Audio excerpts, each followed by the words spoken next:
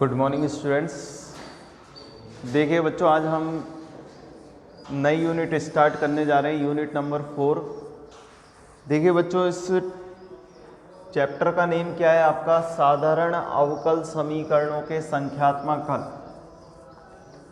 देखिए बच्चों, साधारण अवकल समीकरणों को हम 12वीं में भी हल करते हैं, बीएससी फर्स्ट ईयर में भी हल करते हैं, और आप पढ़ते हुए भी आए रेखिक समीकरणों को हल करना। रेखिक समीकरणों को हल करते हैं हम, जैसे कि हमारी dy/dx बराबर में समीकरण दे दी, सपोज कीजिए x + y दे दी, dy/dx बराबर में x + y, क्योंकि बोल रहा है साधारण। साधारण का मतलब ये dy/dx है, यहाँ द्वितीय कोटि नहीं है ना, आपको केवल प्रथम कोटि के साधारण अवकल समीकरणों को किन विधियों से हल करना है? यहाँ पर न्यूमेरिकल एनालिसिस की विधि से हल करना है, यानी संख्यात्मक हल करना है।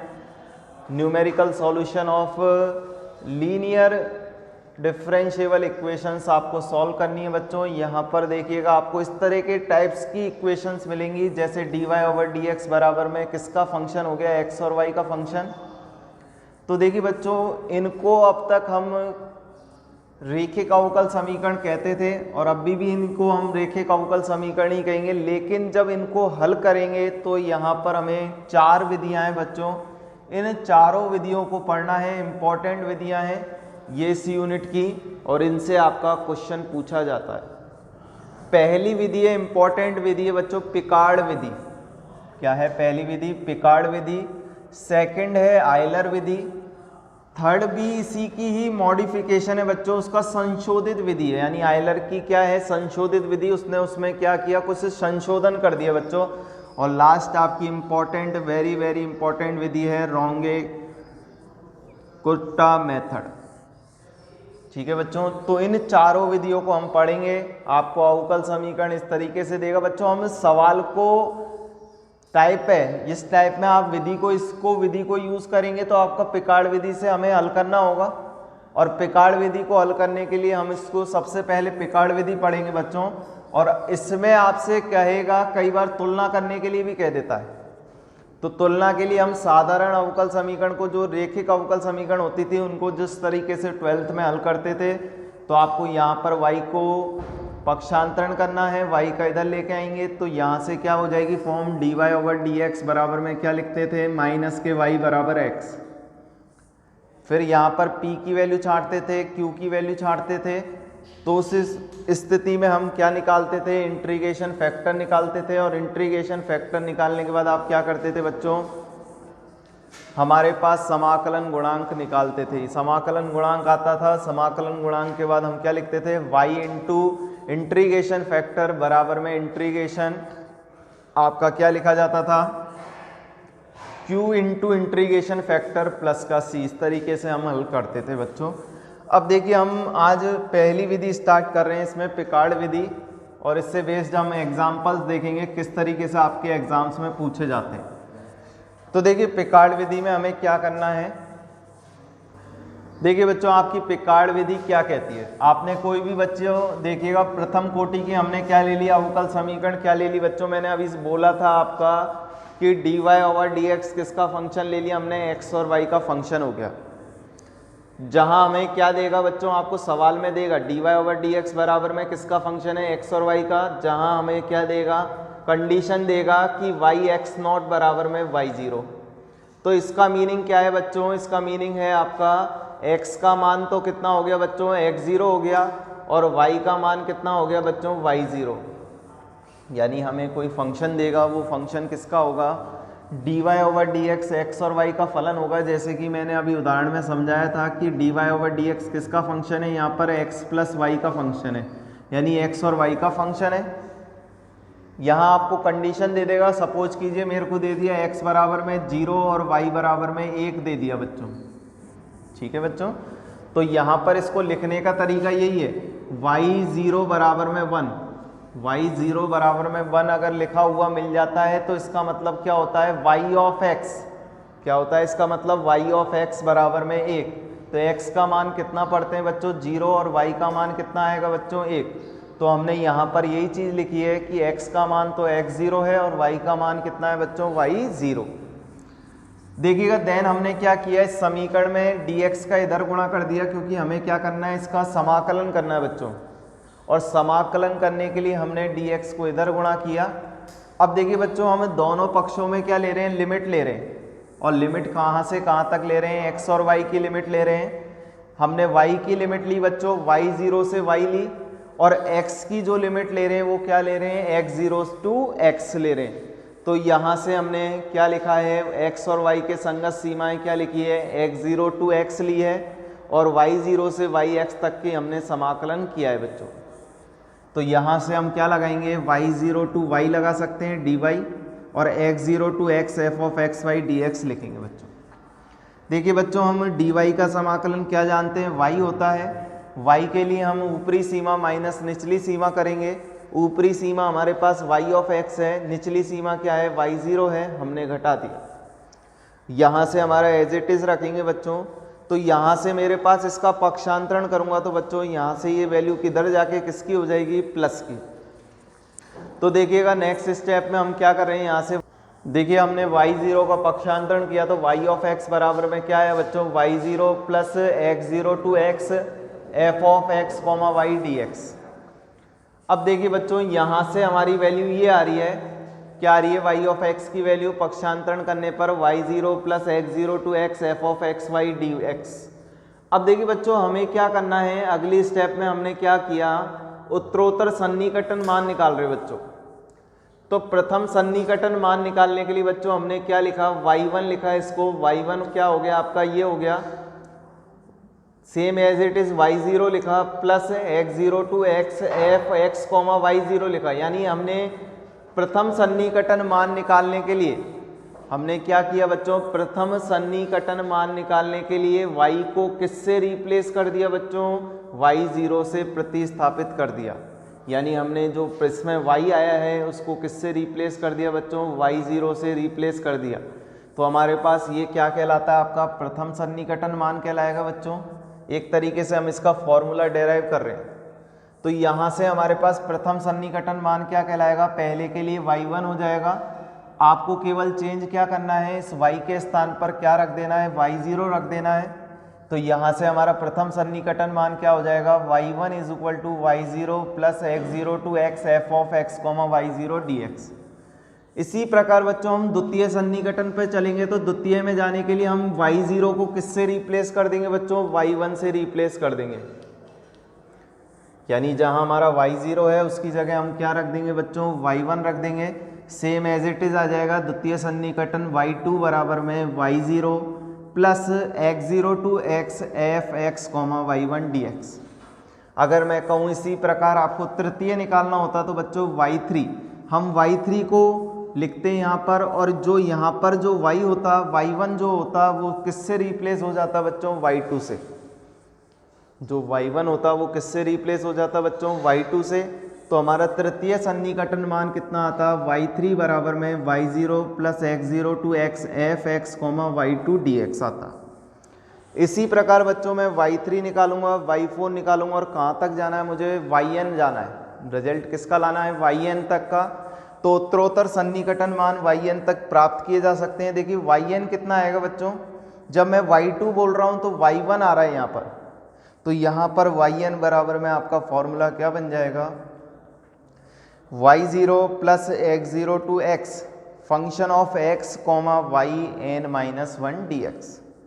अगर हम इसमें बच्चों 0 रखते हैं तो सॉरी 1 रखते हैं, इनका मान 1 रखते हैं, तो 1 रखने पर क्योंकि हमें पहला लाना है तो n बराबर 1 रखते हैं, तो y0 plus x 0 to x f x comma y0 आ जाएगा बच्चों। 1 माइनस 1 कितना हो गया, 0। तो यही चीज़ हमारे क्या कहलाएगी, प्रथम सन्निकटन। यहाँ से द्वितीय के लिए हम y2 रखेंगे तो y0 प्लस 2 माइनस 1, ये द्वितीय सन्निकटन आ जाएगा। यहाँ मैंने इसलिए लिखा है इसको यहाँ पर क्योंकि आपके समझ में आ जाए कि y0 लिख रहे हैं, आप ऊपर अंश में 0 लिख रहे हैं, ऊपर y के ऊपर, या y0, दोनों बात एक ही है बच्चों। यहाँ पर y0 लिख दीजिए या y0 लिख दीजिए, दोनों बात एक ही है। जैसे इसको हम यहाँ पर y1 लिख रहे हैं, इस तरीके से इसको हम यहाँ पर y0 भी लिख सकते हैं। दोनों बात क्या है बच्चों, सेम है। आप चाहें तो इसको y1 इस तरीके से भी लिख सकते हैं, ठीक है बच्चों। ये आपको ध्यान में रखना है। ये आपका फॉर्मूला आ गया, standard formula of Picard rule.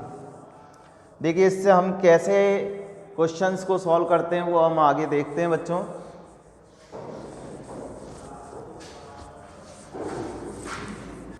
देखिए बच्चों, अभी हम पिकार्ड विधि पढ़ी थी, इसका मेथड पढ़ा था और हमने इसका डेरिवेशन में फॉर्मूला डेराइव किया तो क्या आया था, Y N is equal to क्या आया आपका, y0 plus x0 to x F of x comma Y N minus 1 D X. ये अभी फॉर्मूला हमने डेराइव किया है बच्चों। x के सापेक्ष क्या होता है आपका, समाकलन होता है।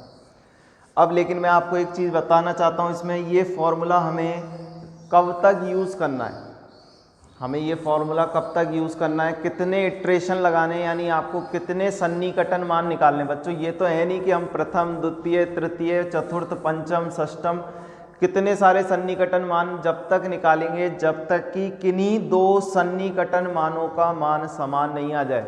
जैसे सपोज कीजिए प्रथम सन्निकटन मान में आपका कुछ आया, द्वितीय में कुछ आया, तृतीय में कुछ आया, चतुर्थ में, तृतीय और चतुर्थ क्या आ गए बच्चों, दोनों बराबर आ गए। तृतीय और चतुर्थ दोनों के आ जाएं बच्चों, बराबर आ जाएं, तो उस स्थिति में हमारा पिकार्ड मेथड हमें वहां तक रोक देना है बच्चों। यानी पिकार्ड मेथड कब तक लागू होगा, पिकार्ड मेथड के लिए आप सन्निकटन मान कब तक लगाएंगे, जब तक कि किन्हीं दो सन्निकटन मानों की वैल्यू क्या नहीं आ जाए बच्चों, सेम नहीं आ जाए। यानी आपको प्रथम और द्वितीय की वैल्यू सेम आ जाएगी तो वहीं उसका क्या हो जाएगा, आंसर हो जाएगा बच्चों। अगर द्वितीय और तृतीय की वैल्यू सेम आ जाती है तो हम क्या कहेंगे, वही उसका आंसर होगा। या तृतीय और चतुर्थ की वैल्यू सेम आ जाती है तो वही उसका क्या होगा, साधारण अवकल समीकरण का संख्यात्मक हल होगा बच्चों। अब देखिए हम सवाल किस तरीके से करना है वो देखते हैं। देखिए बच्चों, आपको पिकार्ड विधि से हमें क्वेश्चन सॉल्व करना है। क्या दिया हुआ है, पिकार्ड विधि का प्रयोग कर x इक्वल टू 0.2 पर सन्निकटन मान ज्ञात करना है बच्चों। जबकि आपको फंक्शन क्या दिया हुआ है, dy over D X equal to X minus Y, Y की वैल्यू 1 दे रखी है, x की वैल्यू 0 दे रखी है। देखिए हमने बताया था आपको, सबसे पहली चीज हमारे पास dy ओवर डी एक्स किसका फंक्शन होता है बच्चों, x कॉमा वाई का मैंने आपसे बोला था। और वहां पर आपको क्या देगा, सबसे पहली चीज वाई एक्स नॉट बराबर में y0 देगा। ये मैंने बोला था आपको, सबसे पहली कंडीशन में आपको ये पहचानना है कि एफ ऑफ एक्स वाई क्या है बच्चों, यहाँ पर x माइनस वाई है। x0 यहाँ पर कितना है बच्चों, 0 है, y0 कितना है बच्चों, 1 है। ये हमने पहले छांट लिया। इसके बाद नेक्स्ट हमें सन्निकटन मान ज्ञात करने बच्चों। सन्निकटन मान किस पर, x बराबर 0.2 पर। तो यहाँ पर सबसे पहले बच्चों मैं प्रथम सन्निकटन मान निकाल रहा हूँ, तो फॉर्मूला हमें याद होना चाहिए। वाई एन बराबर में मैंने आपसे बोला था क्या होता है, y0 plus x0 to x F of x comma Y N minus 1 D X होता है, क्या नहीं होता बच्चों, यही होता है। तो हमें ये ध्यान में रखना है आपको, पिकार्ड फॉर्मूला प्रथम लगाएंगे तो यहाँ पर y0 plus x0 to x F of x comma y0, यानी हमने बोला था y ऑफ 0 लिख लीजिए या y0, दोनों बात एक ही है। तो देखिए बच्चों, मैं नेक्स्ट स्टेप में क्या कर रहा हूँ, y0 के स्थान पर 1 रख रहा हूँ क्योंकि आपको y0 1 दे रखा है, प्लस x0 के स्थान पर कितना लिखेंगे बच्चों, 0 लिखेंगे, और x के स्थान पर कितना रहेगा, x रहेगा।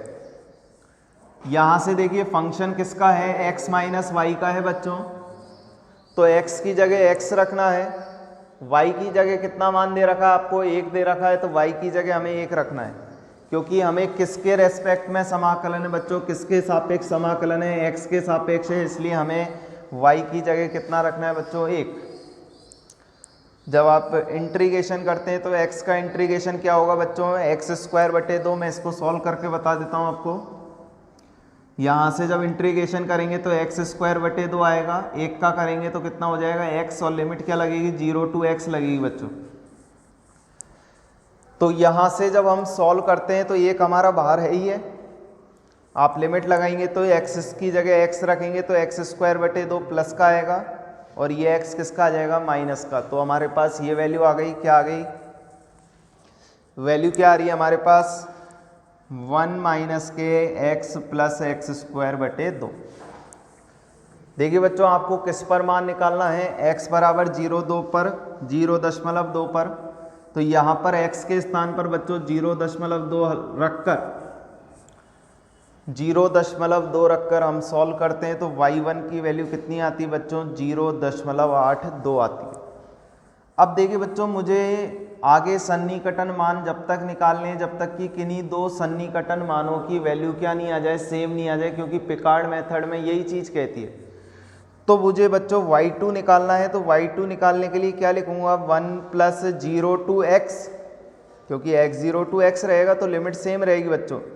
यहाँ पर क्या चेंज हो जाएगा बच्चों, f(x, y1) हो जाएगा बच्चों। तो x की जगह तो x रहेगा बच्चों, इसमें x की जगह तो x रहेगा फंक्शन में, लेकिन y के स्थान पर क्या हो जाएगा बच्चों, y1, और y1 की वैल्यू क्या होगी बच्चों, ये होगी। y1 की वैल्यू क्या होगी हमारे पास, ये होगी।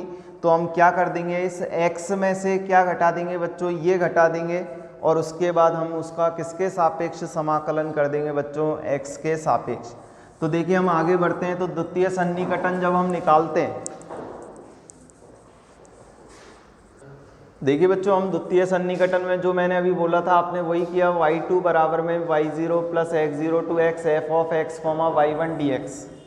यहाँ से देखिए बच्चों, हमने y0 के स्थान पर 1 रखा, x0 के स्थान पर 0 रखा, 0 to x की लिमिट हुई। यहाँ पर फंक्शन हमारा किसका है बच्चों, x - y का है, तो y की जगह y1 रखना है बच्चों। y की जगह क्या रखना है यहाँ पर, y1, तो x की जगह हमने x रखा, और y1 की वैल्यू हम निकाल चुके हैं। वहाँ पर कितनी आई थी, 1 - के x + x² 2, और ये आपको dx लगा देना है बच्चों। जब हम इसको सॉल्व करते हैं तो यहाँ से एक माइनस का हो जाएगा, x और x आपके प्लस के x हो जाएंगे, 2x हो जाएगा, ये माइनस का हो जाएगा, और आपको देन इंटीग्रेशन आपको करना है। और इंटीग्रेशन करने के बाद आपकी जो वैल्यू आती है वो ये आएगी, 1 - के x + x² - के x³ 6, क्योंकि हमें समाकलन करना आता है। इसको आपको सॉल्व करना है, सॉल्व करने के बाद इंटीग्रेशन करना है, इंटीग्रेशन करने के बाद आपको क्या लगानी है, ऊपरी सीमा माइनस निचली सीमा। तो केवल आपको ऊपरी सीमा लगानी है बच्चों। ऊपरी सीमा लगाने के बाद आपको निचली सीमा तो 0 हो रही है, तो 0 से आपका उस पर कोई भी फर्क नहीं पड़ेगा। लेकिन बच्चों हमें वैल्यू किस पर चेक करनी है, x बराबर 0.2 पर। तो प्रत्येक x के स्थान पर हमने क्या रखा, 0.2 रखा। तो यहाँ से y2 की वैल्यू कितनी आ रही बच्चों, 0.83867। तो हमने देखा प्रथम सन्निकटन मान में तो वैल्यू कितनी आई थी, 0.82 आई थी, जो कि दोनों क्या नहीं है बच्चों, बराबर नहीं है। तो अब हमें आगे क्या लगाना होगा, तीसरा इटरेशन लगाना होगा, यानी तृतीय सन्निकटन मान निकालना होगा बच्चों। और तृतीय के लिए मैं क्या लिखूंगा, y3 बराबर में y0, यहाँ पर चेंज क्या हो जाएगा बच्चों, y1 के स्थान पर क्या आ जाएगा, y2 आ जाएगा। y1 के स्थान पर क्या आ जाएगा बच्चों, y2 आ जाएगा। तो हम क्या लिखेंगे, y0 + x0 to x f(x, y2) dx। देखिए बच्चों, नेक्स्ट स्टेप में हमने क्या किया, 1 + y0 के स्थान पर 1 रखना है, 0 to x, मजला कोष्टक, x की जगह x रहेगा, क्योंकि x - y का फंक्शन है बच्चों। किसका फंक्शन है यहाँ पर, x - y का। y2 का मतलब क्या हो गया बच्चों, यहाँ से 1 - x + x² - x³ 6 हो गया बच्चों।